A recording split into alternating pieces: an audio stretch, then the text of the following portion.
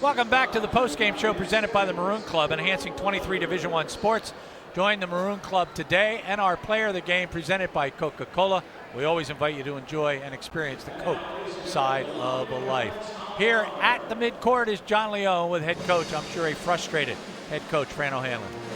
Yes, thanks very much, Gary. Coach, you and I walked downstairs at halftime, and despite a 15-point lead, I saw a trepidation, an anxiety in your eye that bore itself out in the second half. Tell me about that. Well, you know how they can put up points, and they're just so physical. And we knew, and we're in foul trouble, but they're very physical. And you know they're going to make runs, and they made a run and got back in the game and hit some big shots.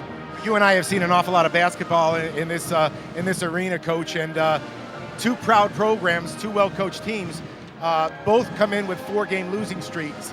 And I've never seen that kind of intensity. Neither team wanted to let go. Talk about, before we talk about the X's and O's and what could have, the effort and the way your kids battled in at the end.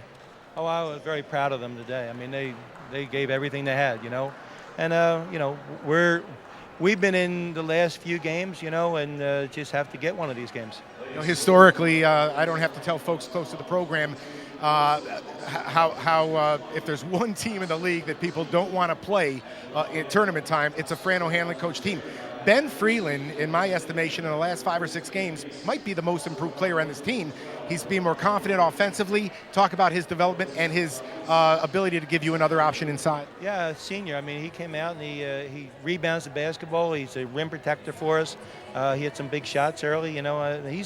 He's really stepped it up in this second half of the year. After the great year last year, Fran, some of these kids, it's uncharted territory for them. Talk about the psyche of your team, how you react to this thing up in the locker room. Well, the kids have been very positive, and I think that comes down to our leaders. Bryce Scott is very positive. Nick, we're going to be all right. We're going to keep competing, and hopefully we win a couple of these games. Well, it was a great game to watch, Coach. I'm glad now I'm on the sideline. Good luck, and let's go get Boston U. Thank you. Let's turn to our Coca-Cola Player of the Game, Matt Klinewski. Matt, talk about the big offensive rebound that led us to overtime, because it looked like we were kind of dead in the water. They rebound the ball so well. Take us through that last play. I knew we were going to come off a screen here, and Coach O wanted us outside, and I knew Nick was going to take a shot, so just crashed the boards like I always did. Fell right into my hands, wide open layup. One of the things that I'm not sure you did as much in high school, but stepping away, coach's offense calls for that. You made one, then you missed one. And I saw the look in your eye after you took the third one, no hesitation at all. Talk about the psychology, the mentality, the confidence you have to continue to take those shots. It's my bread and butter, I think. Just stepping out, big guy, being able to shoot it. It's big in Coach O's offense, so I knew I was going to make it. A couple of them didn't fall, but the big one fell, which was nice. Well, Matt, you've been around the block now, a sophomore, but it feels like you've been around longer than that. I talked to Coach O about the team mentality, the psyche. Talk about your view, your impression, what the locker room's going to be like. You have a 5-game losing streak. You come back home to play Boston. We just got to keep working and working. We've been in every game. I mean, it's been tough losses. We just need to keep working and figure it out. Figure out how to win a game. Well, you guys are a lot of fun to watch despite the final score, and I'm looking forward to Saturday, Matt. I know you are too. Thanks for spending time with us. Thank you.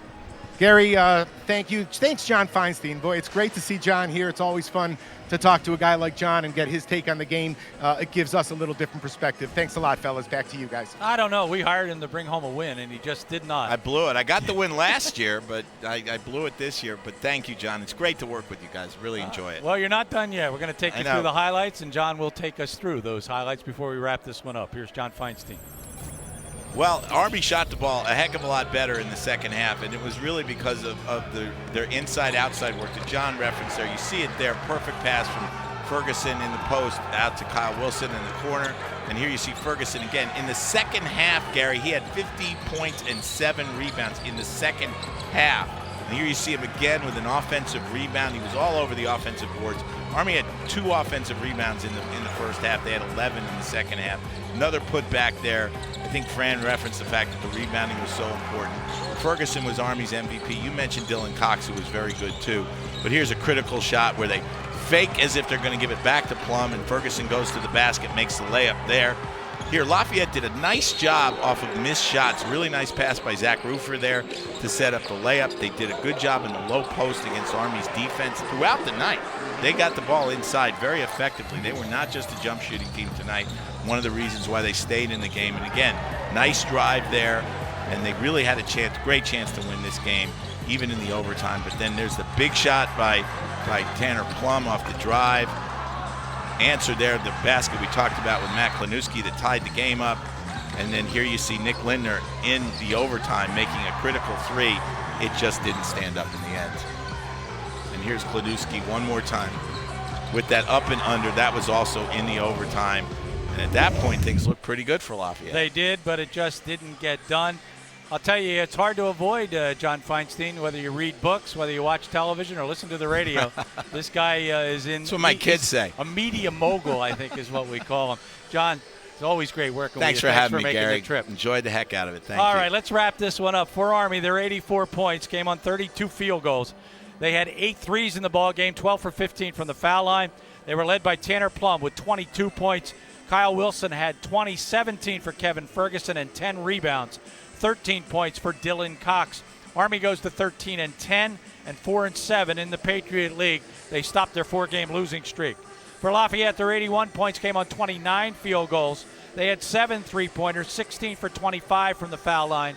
5 players in double figures. Matt Klanuski with 15, Nick Lindner with 15, and then 12 apiece for Monty Boykins, for Zach Rufer, and Palace Jalise.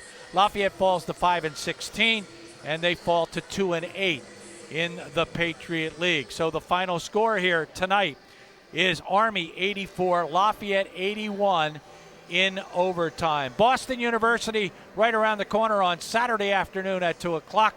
We'll have that ball game for you live. My thanks to Mike Joseph, to John Leone, to John Feinstein, to Rick Gio and the RCN television team, and all of you for joining us tonight. For all of us, I'm Gary Laubach. Good night, everybody.